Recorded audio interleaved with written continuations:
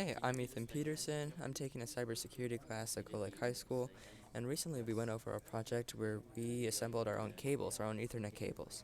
And so I wanted to take you through the steps that I took to make a crossover cable.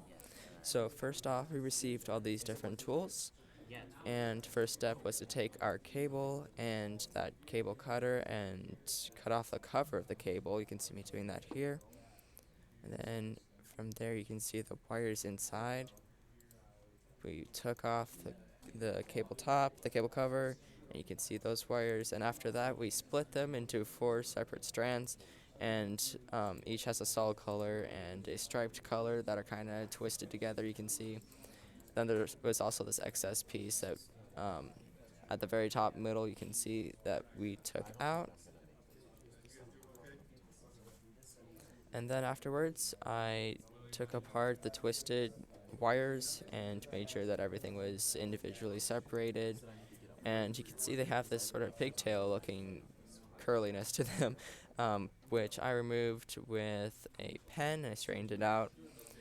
Um, and then afterwards, I put it in order that I needed to for the crossover cable, straightened it and made sure that was kind of close together so I could put a cable cover on it, or not cable cover, a jacket on it. And then here I'm just cutting to make sure that make sure that each wire is at the same length. Then you can see here I put a jacket on it, and next step would be to crimp, but here I just wanted to show you that I have one end with a jacket on and one end that still needs to have a jacket. And then here it is with the same steps, but there's a jacket on both sides. Okay, and then here, this is the crimping tool I used, and so I took the cable and put it through there and clamped down, and then it shortened everything. Actually, here I did use some scissors to shorten everything and make sure that all of my wires were still in order. But afterwards, I did put it through and crimped it, and you can see there's very little wires showing from the jacket, which is great.